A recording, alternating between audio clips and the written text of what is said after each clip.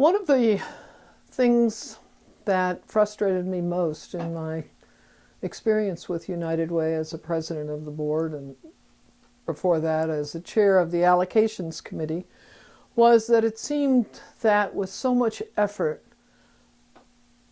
little was being done. Now, I don't mean that in any way critically, but it's just, I'm a business professor and I look at things like return on investment, as I'm sure we all do.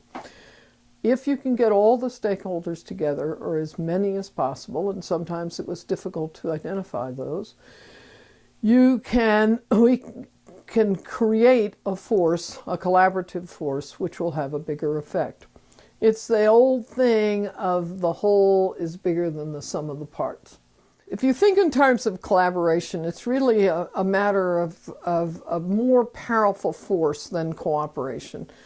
Each stakeholder is involved, each stakeholder is going to get something out of it, and each stakeholder also has concern for the success of the group. For instance, if you use an analogy, I like the idea of a fan that you might have on your desk or in your home or something like that, and you look at this and you see that it's separate parts, right?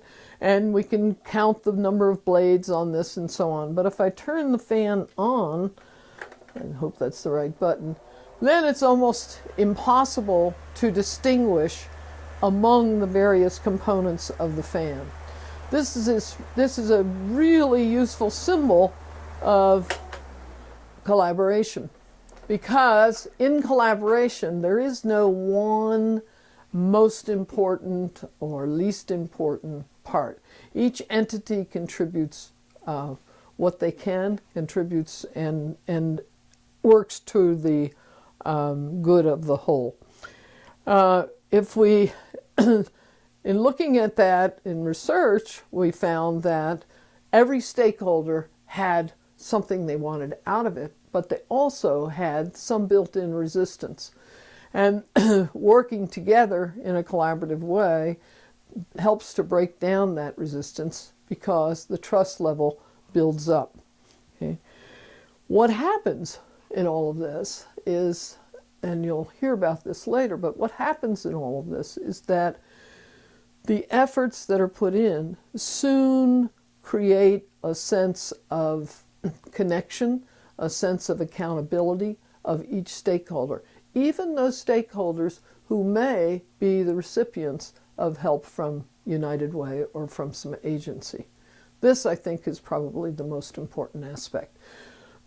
Having that expectation of success and that expectation of accountability makes it real.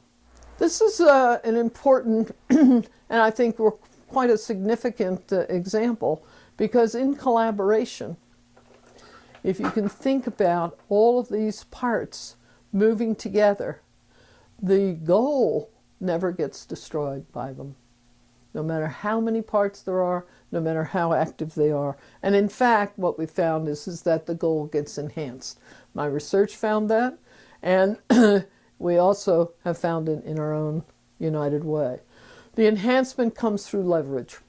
Leverage of knowledge of the organization, leverage of participation within and without the organization, leverage by donors who are interested in motivating other possible and potential donors, and leverage, most importantly, among the agencies who are our partners.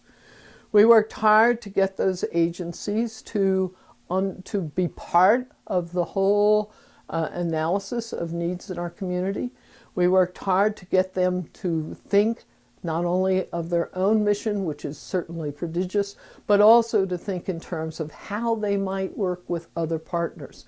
And most importantly, we worked hard with the boards of directors so that the boards of directors or trustees understood that there was more, it was a more effective way to serve the community if they didn't have a sense of ownership of and also of competition of their particular agency.